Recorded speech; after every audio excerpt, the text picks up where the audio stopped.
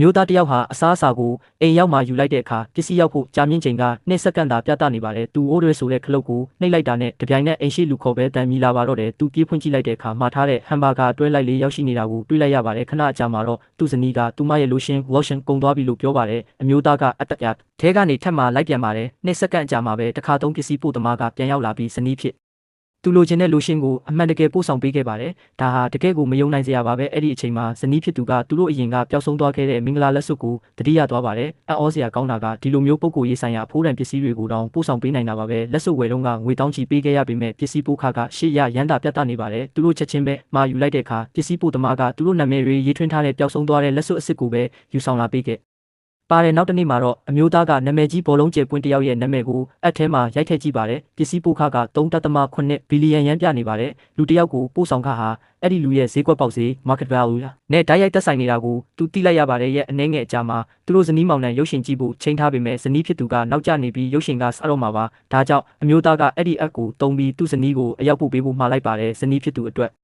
ပို့ဆောင်ခကရှေ့ရရမ်းပဲကြတင်ပါတယ်သူတို့နှစ်ယောက်ဆုံတဲ့အချိန်မှာအံ့ဩသွားကြပေမဲ့ဇနီးဖြစ်သူကသူမရဲ့တန်ဖိုးကဘာလို့ဒီလောက်နည်းနေရတာလဲဆိုပြီးညှိတွားပါတယ်အမျိုးသားကတော့ငါတို့ကလင်မယားတွေဖြစ်ပြီးတယောက်နဲ့တယောက်ပဲပိုင်ဆိုင်ကြလို့ပို့ဆောင်ခကတက်တာနေမှာပါလို့ပြန်ပြောခဲ့ပါတယ်အဲ့ဒီအချိန်ကစပြီးသူတို့အတွက်ကဘာတစ်တစ်ခုပွင့်သွားတယ်လို့ပါပဲအချိန်ကုန်မဲ့အလုံးမှန်သမျှကိုဖုံးလေးတစ်ချက်နှိပ်ယုံနဲ့အလွယ်တကူချက်ချင်းလှုပ်ဆောင်နိုင်လာပြီးသူတို့ဘဝဟာပုံမအဆင်ပြေလာပါတယ်မင်္ဂလာနှ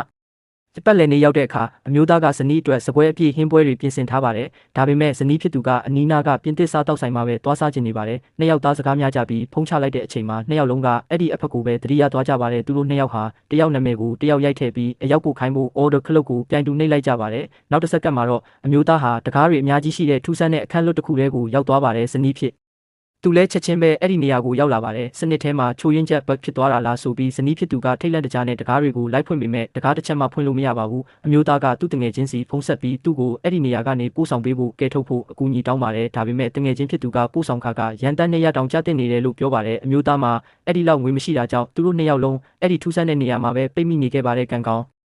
တာတခုကသူတို့ဟာအဲ့ဒီအက်ကနေပဲအစားအစာတွေမှယူပြီးအသက်ဆက်နိုင်ကြပါတယ်တနစ်ခန့်ကြာသွားတဲ့အခါအမျိုးသားဟာစိတ်တူလွယ်လာပြီးဇနီးဖြစ်သူကလည်းအမျိုးသားကိုအသုံးမကျဘူးလို့လှောင်ပြောင်းပါတယ်စိတ်ဖိစီးမှုတွေကြားမှာအမျိုးသားဟာဇနီးဖြစ်သူကိုရိုက်နှက်မိသွားပြီးသူတို့ရဲ့ဆက်ဆံရေးဟာပျက်စီးသွားပါတော့တယ်ဒီနေ့မှာအမျိုးသားကသူတို့နှစ်ယောက်ရဲ့တပ်ပုံကိုကြည့်ရင်အကြံတစ်ခုရသွားပါတယ်သူကဇနီးဖြစ်သူကိုတွားတွေ့ပြီးငါတို့လမ်းခွဲပြက်ဆဲလိုက်ရင်ငါတခြားတစ်ယောက်နဲ့လက်ထပ်လို့ရမယ်အဲ့ဒီလူက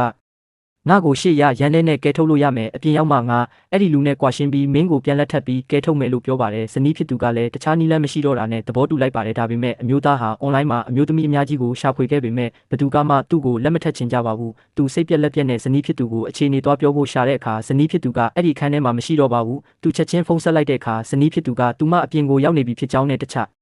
ဟာမျိုးသားတယောက်နဲ့လက်ထပ်တော့မှဖြစ်ကြောင်းပြောပါတယ်ချမ်းသာတဲ့အဖိုးကြီးတယောက်ကသူမကိုကယ်ထုတ်ဖို့ရန်တန်းနေရအကုန်ကြခံခဲ့တာပါအမျိုးသားကသူ့ကိုလည်းကယ်ဖို့အရေးတကြီးတောင်းပန်ပေမဲ့ဇနီးဖြစ်သူကတော့ငါအတွက်ငွေကသာအရေးကြီးဆုံးပဲလို့ပြောပြီးခါခါတီးတီးညင်းဆိုလိုက်ပါတယ်အမျိုးသားဟာဒေါသတကြီးနဲ့ဇနီးဖြစ်သူကိုအက်ကနေပြန်ခေါ်ဖို့ကြိုးစားပေမဲ့အခုချိန်မှာတော့ပို့ဆောင်ခကရန်တန်းနေရဖြစ်သွားပါပြီဘာကြောင့်လဲဆိုတော့ဇနီးဖြစ်သူဟာသူ့ကိုကွာရှင်းလိုက်ပြီးဖြစ်လို့ပါပဲတင်